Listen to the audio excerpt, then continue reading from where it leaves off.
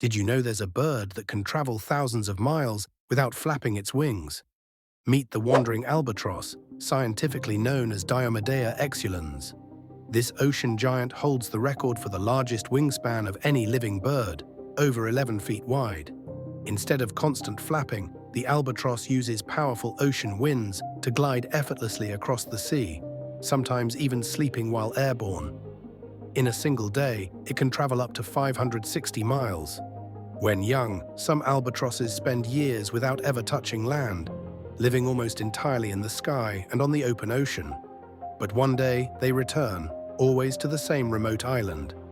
Not to rest, but to reunite with their mate. Because albatrosses choose one partner for life, even if that means spending months or years apart, crossing the planet just to meet again.